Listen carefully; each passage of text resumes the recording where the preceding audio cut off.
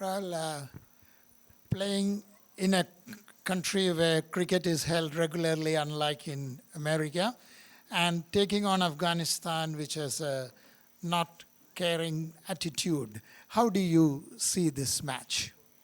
Yeah, I mean, firstly, it was good to play in New York. I thought, you know, I thought all the three games that we played were really well attended, which is fantastic. Um, but it's also now lovely to come to the Caribbean. Come to Barbados, to come to this ground which has a great history and a great tradition of cricket um, in this country and in this region.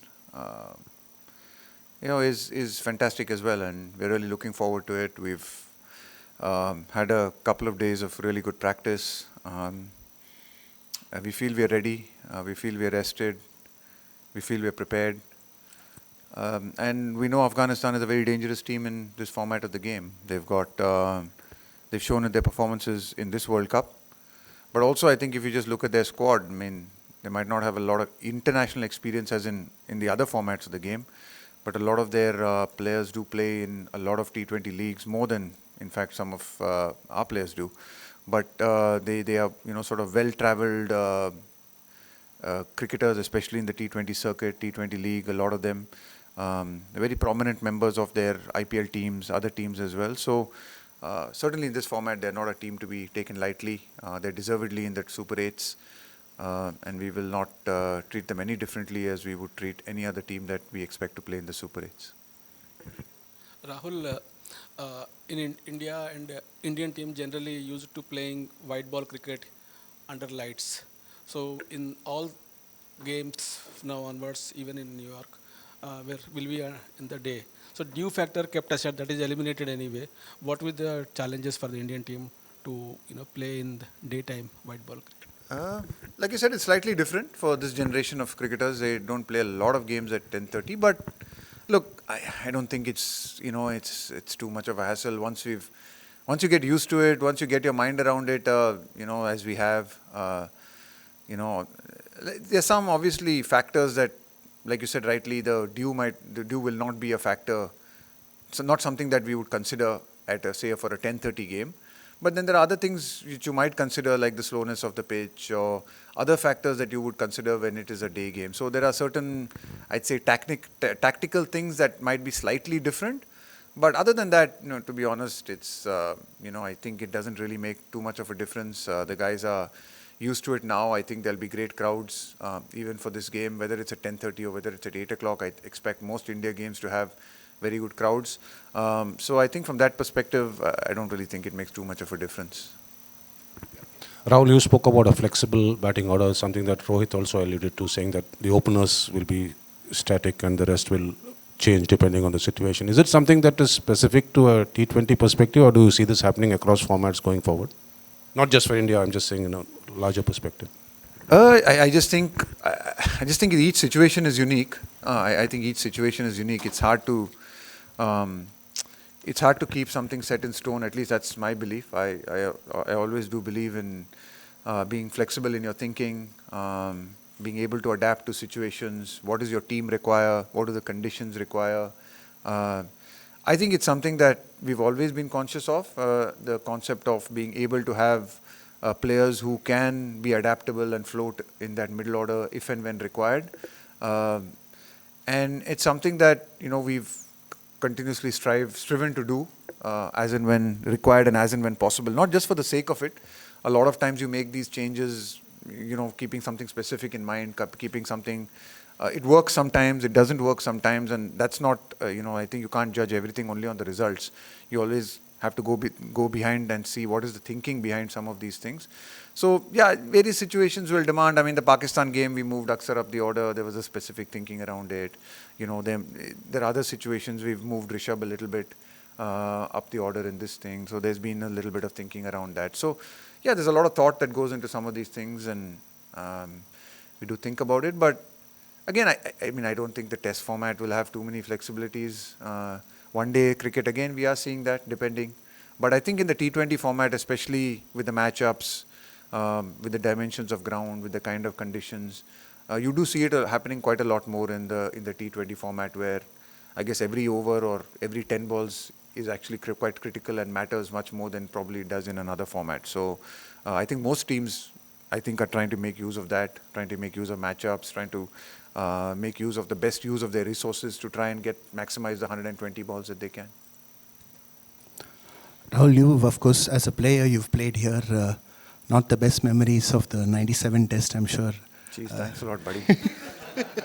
Had some other decent memories also in life. Good. Well, so yeah, that is actually my question. So a chance for you to probably make new and much better memories tomorrow. God, man, I'm not trying to make new anything, man. I move on from things very quickly. I think that's one of my things. I don't look back on things. Try and do what I'm doing now at the moment. I'm not, I'm not concerned about what happened in 97 or some other year, and, whether by winning this, yeah, if you had told me that by winning this, you would ensure that instead of scoring whatever, we scored 80, we would make it 121, then I would be bothered. But even if we win this match tomorrow, unfortunately, that is still going to remain 80 on the scorecard. However much I might try and will it. So no, I do not think about any, retribution or thinking back and looking at it. No, I move on from things. What's in front of me? What's here? Good or bad, it's not I think it's one of the things I don't think of myself too much as a player anymore. And yeah, it's just move on. Focus on tomorrow, try and get a good result tomorrow, prepare the team as best as we can. Rahul outfield dimension के बारे में आप क्या कहोगे यहाँ के, क्योंकि मायने रखता है T20 क्रिकेट में, क्योंकि थोड़ा सा स्लोप भी है, much better outfield compare to New York. आप कैसे देखते हो इसको? Yeah, I think again that's a factor you will consider. Just like I answered the earlier question, sometimes you consider tactical things. Obviously, while dew may not be a factor, maybe the wind could be a factor in this place. The wind blows quite strongly from one side to the other. Like you said, the boundary sizes might be smaller on one side, bigger on one side. There's a bit of a slope. It could probably be a quicker outfield than what we experienced in New York. So again, we'll have to adjust, we'll have to adapt. We've discussed these things, to be very honest. We've had some really fruitful meetings over the last couple of days, both as a leadership group and even with the players, quite a few individual chats as well, team chats. So a lot of these points have come up, and there's a lot of intelligence in the group. It's not just us as coaches talking to the players, but so many of these players have played so many games. They have a lot of experience. In fact, in our squad, we think we have 7 or 8 guys who captain teams regularly. So there's a lot of intelligence, a lot of conversations, a lot of ideas that do come out and, become part of the discussion. So, really been happy with some of the chats we've been having over the last few days, and really hope we can now execute, some of the things. And that's the most important thing, is the ability to execute. Ideas are good, I think. We've got really good ideas, good plans. But you need to be able to execute them for them to look good as well. Rahul, one of the impetuses for you as a leadership was to become more proactive when batting and being okay with taking risks. Whereas when you came here for the World Cup, you were presented with completely different conditions to which you all adjusted very well. But again, it was 3 matches at the same venue. Now you're coming into the business end and you're getting a new venue every time, and especially if you're put in, and if you go 3-4 overs. Even if you go 3-4 overs without really assessing the conditions really well, that can cost you the game. So how do you go about, what are the best practices you put in to go about mitigating that kind of a misstep? So like you rightly said, a lot of the impetus over the last few years, and I think we've done it in most parts, has actually been to be able to push the needle forward. I mean, if you look at a lot of our stats and our numbers, and we look at these things quite a lot, is we have pushed the needle forward in terms of our batting. There's no question about it. Sometimes in certain conditions, you've just got to be mindful of conditions also. I think sometimes we just get carried away in T20 cricket and just talking about pushing the needle forward. But then, it's also, cricket is a very condition-specific game. It's one of the only sports left where the surface makes such an impact on the actual skill levels, the actual performance levels. What is an acceptable performance level? It's the one sport that we play where the surface makes a huge difference, and it has to be brought into consideration at all times. And I think I think we saw that in the US and we saw that in New York, that had to be brought into consideration, not only for us, but for other teams as well. I think everyone had to do that. Actually, even in Australia, at sometimes, there were times in that where you had to bring that into consideration. Not every wicket is Hyderabad, or not every wicket can be the same.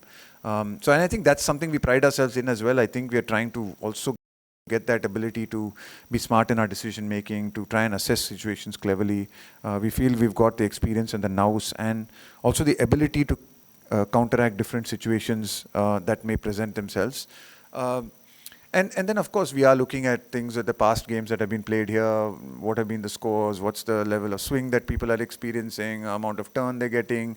What's the bounce? So you look at all of these factors and you come up with some basic ideas as what you might think is a thing. But again, I think, you've got to keep an open mind. I think that's an important thing. You might have all the stats, you might have all the data, but on the day, sometimes conditions can be very different to what you think it is. Just because a particular ground has produced certain number of runs in the past, or even in 10 days prior, it can be very different, because the preparation of a wicket, how the weather, so much can change. Even in the 2 or 3 days leading into a particular game, a lot can change that can force you to sometimes recalibrate and rethink. So I think we'll have to do that. We'll have to be quick and smart and be able to do that, and assess the conditions. And I hope we'll do that. If we want to succeed in this tournament, like you rightly said, teams are going to play in different venues. All teams are going to have to be quick in adapting and assessing those situations. Rahul sir, just wanted to know that on those drop-in pitches in New York, we had 8 batsmen in our batting lineup. But considering the conditions over here, and some of the teams who has played all the matches over here, some wrist spinners are doing really well, like Adam Zampa, Adil Rashid. So does that come into the scheme of things as well, going into the Super 8 stage? Yeah, absolutely. I mean, we've built our squad believing that anyone in the 15 can come into the side and play. A lot of thought has gone into the squad, keeping all kinds of conditions in mind. We're lucky that we've got a few all-rounders in the mix that allow us to be able to do that. So like you rightly said, even though in New York we had 8 batting options, we also had 7 bowling options. So we had both sides covered to a large extent. Yes, of course, the wrist spinners, we do understand, play a big role. We've got 2 really quality wrist spinners. So certainly I'm sure that they will come into this tournament sooner rather than later. Taking that forward, coach, how difficult was it to leave Kuldeep out of the playing 11, because he's been probably India's best spinner across formats, and we saw a turn in the practice pitches. So your thoughts on the pitches as well, and how big a role is he going to play in the Super 8s? Like I said, it's tough to leave anyone out. I mean, all the 4 guys that we left out in those games, to be honest, are all quality players, quality performers. Any one of them actually coming into your squad, if you were to look at it man for man, will not make your squad a weaker squad. It's just that the conditions and what we felt was the requirement in that particular venue made us go with that particular combination, where we felt that there wasn't a huge role for spin, and it was more a pace bowlers kind of conditions. And we also wanted to ensure that we had the depth on those tricky kind of wickets if and when required. So that's what we went there with. Here it might be different, obviously without giving too much away, certainly it might be slightly different here. We might feel the need that we might need an extra spinner, and then certainly someone like Kuldeep or Yuzi with their quality and their skill do come into play, and do become really big factors for us. And that is the thinking in why they have been selected, because we knew that conditions could be potentially different in each of the different islands or each of the different countries. Yeah.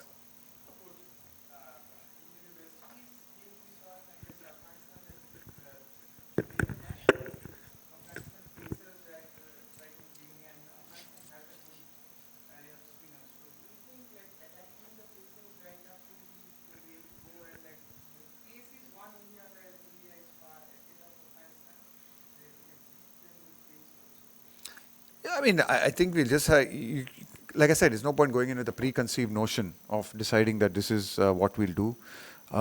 Really important for us to recognize that, like I said, I think they have a good spinner, good attack, good bowling attack all round. I think even the 2 pacers are quite experienced, whether it's Farooqi and Naveen ul Haq have both played a lot of cricket. They both swing the ball as well. So got a pretty good bowling attack. There's no doubt about it. I think their bowlers are some of the most sought-after bowlers in this format across the world in different leagues. We understand that that is going to pose a challenge to us, and we are going to have to play well and counter that. And we've got the skills, and we've tried to create the balance and the depth in the squad that allows us to counter their bowling attack. Not only spinners, their fast bowlers as well. Counter their bowling attack. That hopefully we can get a par plus score or chase down whatever score that they set for us. Okay. Thank you. Thanks.